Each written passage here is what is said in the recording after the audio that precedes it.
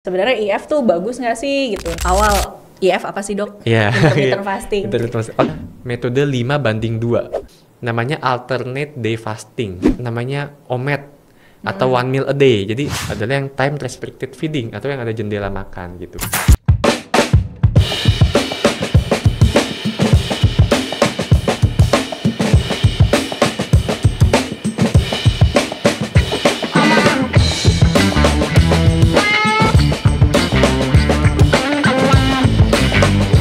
Balik lagi di channel Dokter Saraf Anda bersama saya Dr. Devina, spesialis neurologi, dan teman saya Dr. Andika, spesialis neurologi. Oke, nah di video ini kita mau bahas tentang ini ya,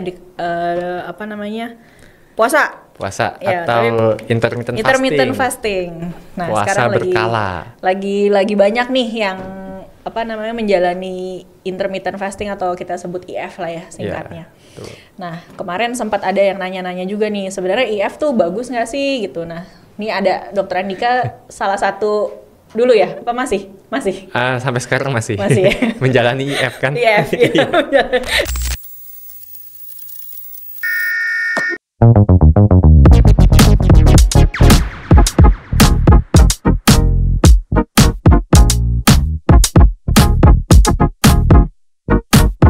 Nih dok, sebetulnya intermittent fasting itu udah lama banget ya dok. Yeah. Kebetulan saya memang dulu kan hobi fitness, nge-gym gitu. Memang ada di salah satu forum orang-orang yang suka fitness, itu sudah lama sekali dibahas mengenai IF. Mungkin dari zaman saya masih SMA tahun Ya, udah 2007, 10 tahunan 2008. lalu ada kayaknya.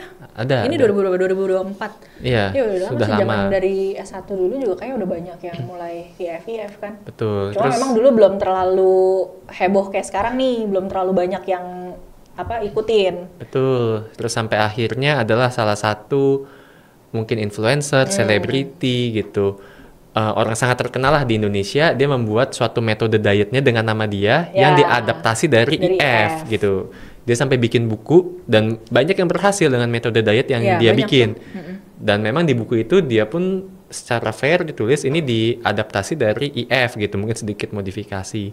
Nah, jadi akhirnya sejak itu mungkin, dan dia itu cara komunikasinya sangat baik, ilmu komunikasinya baik banget, jadi mungkin banyak banget tuh yang ikutin akhirnya gitu. Mungkin dulu IF sudah lama tapi nggak banyak yang tahu begitu di Indonesia khususnya ya. Namun begitu dia publikasikan karya tulisnya dia, wah langsung banyak banget tuh, sehingga sampai saat ini banyak banget fitness influencer, binaraga, bahkan mungkin salah satu binaraga paling terkenal, legenda di Indonesia, Mas Adera itu juga, kalau kita lihat channel YouTube-nya, dia sangat mempromosikan sekali menganjurkan IF, gitu, atau puasa berkala. Oke. Mungkin buat awal IF apa sih dok? Intermittent fasting. Oke, tapi disclaimer lagi, tidak ada satupun metode diet yang paling baik untuk semua orang gitu. Jadi kalaupun nanti di video ini kita bahas kebaikan-kebaikan IF, belum tentu cocok untuk kalian gitu. Kalian coba sendiri, kalau emang cocok silakan lanjutkan gitu. Oke, jadi IF atau intermittent fasting itu kan sebetulnya dalam bahasa Indonesia adalah puasa berkala gitu. Nah, puasa berkala artinya kita ada jam-jam makan tertentu. Nah, sebetulnya intermittent fasting itu kalau yang ngetop di Indonesia yang jenisnya time restricted feeding ataupun jam makannya itu dibatasi. Jadi punya jendela makan. Oke, jadi sebenarnya yang namanya puasa berkala. Jadi pertama ada yang namanya metode 5:2. Nah, metode 5:2 itu artinya dalam satu minggu dia 5 kali makannya biasa aja, nggak puasa, tapi 2 hari dia puasa. Gitu. Biasanya diambil Senin dan Kamis, entah kenapa gitu. Mungkin ada yang keagamaan atau apa, dianggap puasa Senin Kamis. Kan bahkan agama tertentu ada tuh yang lagi tiap Kamis puasa atau apa. Oh ya, sekali lagi, tapi namun yang perlu diingat di sini, yang dimaksud puasa di sini adalah bukan puasa seperti teman-teman kita yang muslim yang tidak makan, tidak minum. Yang dimaksud puasa di sini adalah tidak memasukkan kalori. Jadi air putih itu 0 kalori boleh. Kopi hitam, teh yang tanpa gula, tanpa susu itu boleh selama berpuasa gitu. Dibilangnya wet fasting. Tapi susu, jus nggak boleh. Kopi manis ya nggak boleh. Teh pakai gula nggak boleh. Gitu. Tapi itu di waktu jam puasanya, bukan di jendela makannya ya. Betul. Gitu. Jadi tadi yang pertama ada yang jenis intermittent fasting 5:2, tapi itu nggak terlalu ngetop lah di Indonesia. Lalu ada lagi yang kedua itu namanya alternate day fasting. Jadi hari ini puasa, Selang-seling. besok enggak, hari ini puasa, besok enggak. Gitu. Ada yang namanya OMAD atau one meal a day. Jadi satu hari dia puasa, nah nanti dia cuma makan 1 kali sehari gitu. Tapi itu ada tantangannya sendiri, Dok. Gitu. Saya pernah coba OMAD dan saya belum bisa Nggak karena kuat ya? pertama nggak kuat. Yang kedua, Dok, kalau saya pernah coba hitung kebutuhan kalori saya itu sekitar 2.200 satu hari, Dok. Jadi saya harus memenuhi kebutuhan 2.200 kalori saya dalam 1 kali makan. Ya, itu belum Itu susah. Saya berat badan kan 80. Ya. Kebutuhan protein berarti kan sekitar 80 sampai mungkin 160 gram sehari. Dalam 1 kali makan 80 gram, taruhlah 100 gram protein itu susah buat Ya. saya. Itu sampai Makan daging dong. Iya. Kalau Belum minumin protein. iya, belum kebutuhan serat dan lain-lain. Jadi buat saya masih susah, OMAD. Dan yang keempat itu yang paling banyak dilakukan oleh praktisi-praktisi fitness, nutritionist, bahkan banyak sekali diagung-agungkan dan mungkin paling mudah gitu dilakukan adalah yang time restricted feeding atau yang ada jendela makan gitu. Jadi Jadi gimana tuh prinsipnya? ya biasanya jendela makan itu sebenarnya bebas ya, Dok, waktunya mau berapa jam puasa, berapa jam makan. Biasanya kalau saya dulu, saya coba mulai dari 12 banding 12. Itu gampang tuh. Ya, satu hari kan 24 jam. Kita 12 jam makan, 12 jam jam puasa. 8 jamnya tidur. Iya kan? Ya, Otomatis jadi nggak makan dong. misalnya pas mulai tidur. makan jam 9 pagi, terakhir makan jam 9 malam. 9 malam. Itu kan gampang. Tapi minum air putih boleh kapanpun. Minum air putih tetap 24 jam boleh. Atau Ya. minuman yang tadi yang lain yang Minuman 0 teh, kalori. kopi boleh gitu. 24 jam itu boleh. Yang penting 0 bebas. kalori. Es Ya. batu ya boleh gitu. Nanti Jadi kalau lama-lama pengen ngemil, kunyain es batu ya. nanti lama-lama mulai itu time restricted feedingnya 10, Ditambahin. 14 gitu. Jendela makannya dikurangin. Ya, mungkin yang paling banyak dilakukan tuh 16-8. Jadi 16 jam nggak makan, 8 jam makan gitu. Intake kalori lah istilahnya. Gitu. Itu sebenarnya IF sih itu, Dok. Prinsipnya itu. Prinsipnya itu. Nah, kenapa itu sekarang banyak banget dilakukan? Sebenarnya manfaatnya memang banyak, tapi yang manfaat paling simpelnya, paling gampangnya ya tentu kita jadi membatasi kalori yang masuk ke badan kita. Ya. Gitu. Jadi misalnya tadinya kita pagi-pagi bangun, saya misalnya dulu waktu zaman sekolah bangun 5:30 pagi, siap-siap jam 6 pagi sebelum ke sekolah sarapan dulu. Berarti kan jam 6 udah mulai makan tuh. Terus lanjut sampai makan malam jam 7, jam 8 malam. Terus mungkin nanti orang tua pulang jam 8, jam 9 bawain makan. Makan lagi jam 9 ngemil sampai jam setengah 10 tidur. Berarti dari jam 7 pagi sampai jam setengah 10 intake kalori masuk terus tuh. Sedangkan kalau ini kan udah dibatasi nih. Pokoknya cuma boleh makan ya segitu jendela aja. makannya Jendela itu. makannya itu. Jadi secara kalori akan otomatis Berkurang. turun. Nah, cuma jangan punya mindset begini. Jangan punya mindset dalam tanda kutip balas dendam. Ah, saya udah puasa nih. Iya. Begitu buka, all you can eat setiap hari gitu. Kayak makan apapun. Tapi kalau yang omet boleh kali nih. Kenapa? Yang kalau omet. Oh iya, Kan gini. cuma sekali makan. Jadi all you can eat tiap hari. Cuma maksudnya jangan ada martabak 1 loyang nih. Oh, langsung dihabisin. Toh tadi udah puasa. Ya kan kalau sikat. kalau nggak puasa kan juga kita nggak ngabisin 1 loyang gitu. Kalau nggak puasa mungkin Habisin kita sih. makan. Kalau misalnya kita nggak puasa nih, paling kan kita makan martabak 1 gitu. Ya udah pas lagi buka puasa pun, kalau pas kita intermittent fasting lagi buka puasa, ya jangan balas Jangan, dendam ya. gitu ya. Makanya tetap normal aja porsinya gitu. Terus habis itu yang kedua, kenapa ini banyak banget dilakukan? Gampang, Dok. Ya. Gitu. Nggak keluar biaya tambahan. Nggak keluar biaya karena kita yang tentuin sendiri nih. Kita mau bukanya kapan, mau puasanya kapan. Disesuaikan sama kebutuhan kita, aktivitas kita, kemampuan kita, kayak gitu.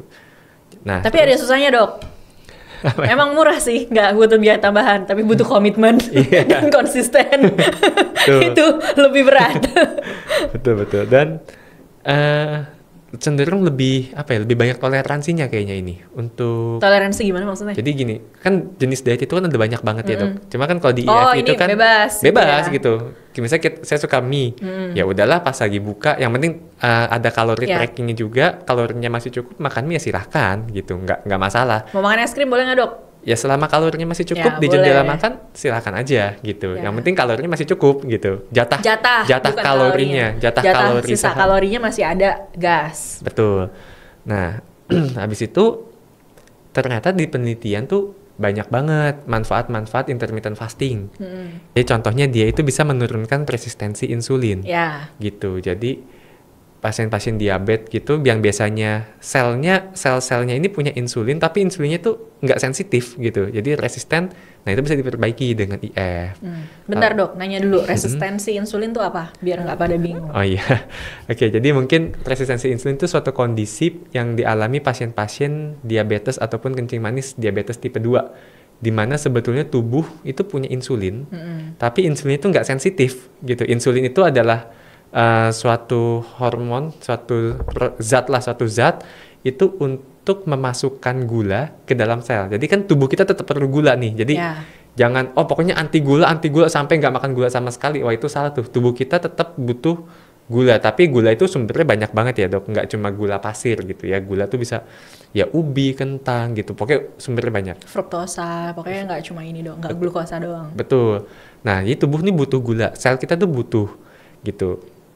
Buat masuk ke sel pakai yang namanya insulin. Jadi kayak mobil. Jadi insulin ini jadi mobil buat bawa gulanya masuk ke dalam jaringan. Ya, kalau insulinnya nggak sensitif terhadap terhadap gula, jadi insulinnya ada gula nih, ya dia cuek gitu. Nggak datang nih, nggak keluar, nggak jemput lah ibaratnya. Gulanya akan numpuk dalam darah. Ya, jadi nggak masuk ke dalam jaringan. Ya, akhirnya jaringannya nggak dapat gulanya numpuk di dalam darah. Waktu dicek kadar gula darahnya tinggi di darah. Di darah, tapi selnya nggak dapat gula. Betul, jadi akhirnya selnya lapar terus, lemes. Akhirnya makan lagi, gulanya makin tambah. Terus makin banyak lagi di darah, bukan masuk ke jaringan gitu. Betul. Itu resistensi insulin. Nah, si IF ini salah satunya dia bisa menurunkan resistensi insulinnya. Jadi ibaratnya kayak insulinnya dibuat lebih peka lah ya. Betul. Nggak cuek insulinnya gitu.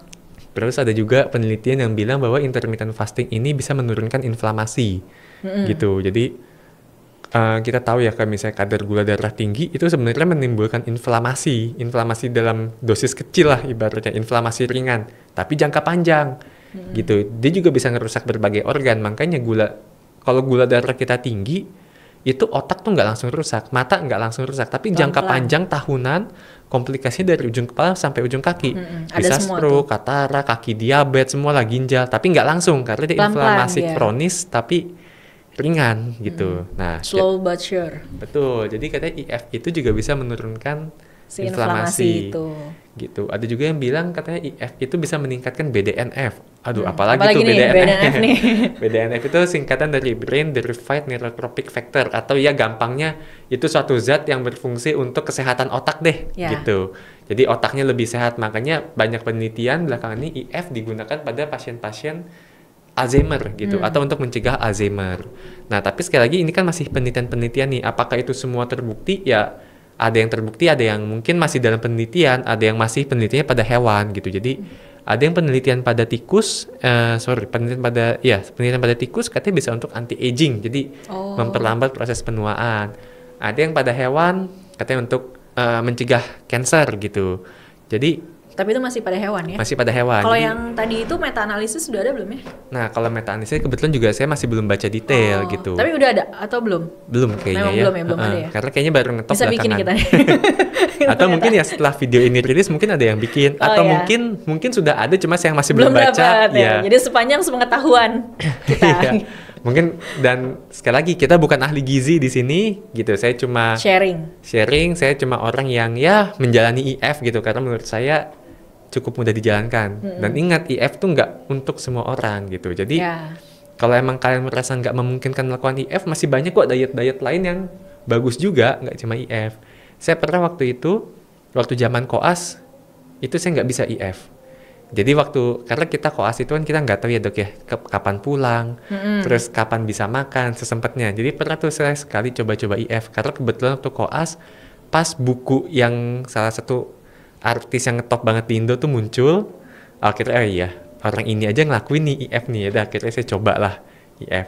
Nggak tahu pas harusnya buka jendela makan, dosen datang. Nggak bisa makan? Dosen datang, nggak bisa ngasih bimbingan 3 jam. Wah, itu bener-bener kayak tangan rasanya kok dingin, otak udah nggak bisa konsen, karena udah puasa kan, udah puasa kelamaan. Jadi ya kalian lihatlah, kalian itu pekerjaannya apa, memungkinkan atau enggak IF. Kalau misalnya memang memungkinkan dan kalian mau coba ya bagus gitu. Karena memang meskipun saya belum baca meta-analisisnya, belum baca detail banget tentang, ya mungkin tuh dokter gizi yang ngerti banget ya dok tentang IF, tapi sejauh ini penelitiannya bagus-bagus tentang IF gitu. Ya, dan benar. Tapi ya tadi mesti lihat-lihat juga, jangan maksudnya yang kerjaannya, kan ada tuh yang kerjaannya memang apa ya,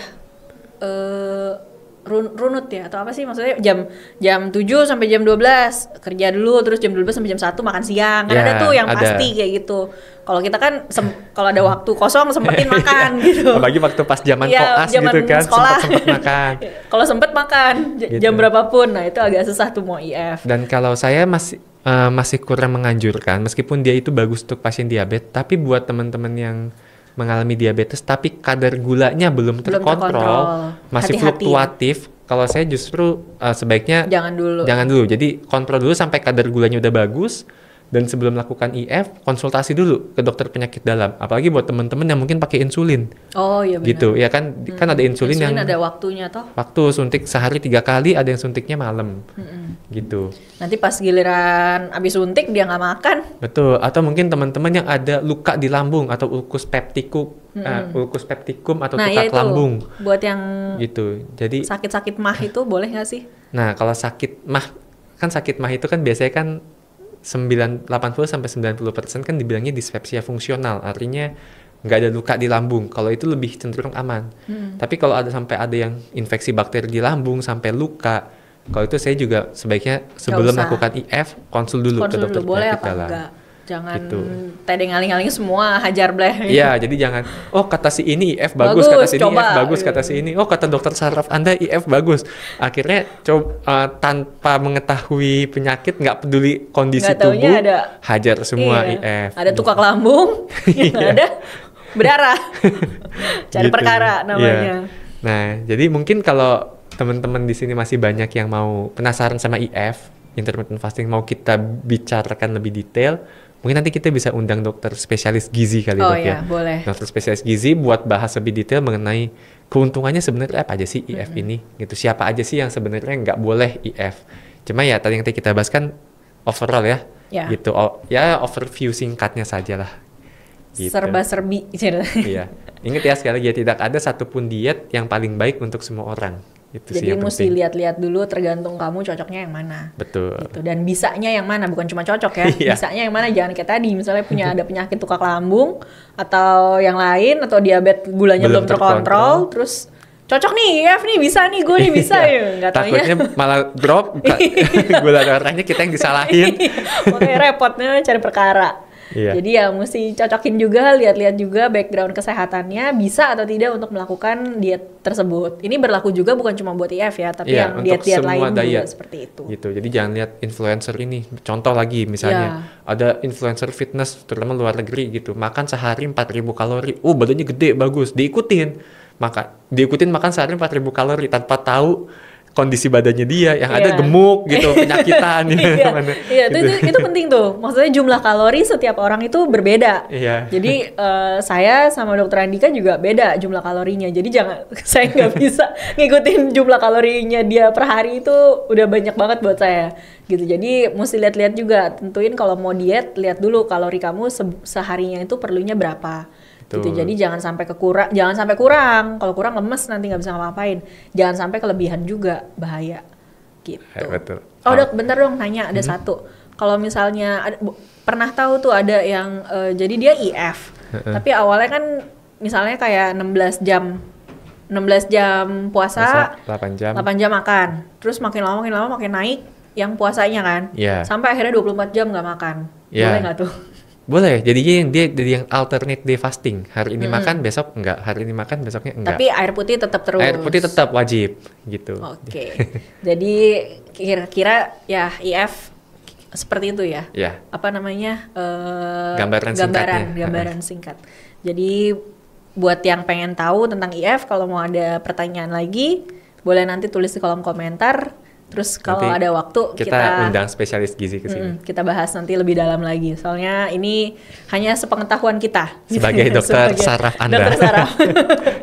Ya, oke. Mungkin sekian video kali ini. Kita bahas lagi ntar topik-topik berikutnya yang menarik di video-video berikutnya. Jangan lupa tetap subscribe ya, jangan lupa. Terus like dan share juga. Oke, sampai ketemu di video-video berikutnya ya. Oke, dadah. Dadah.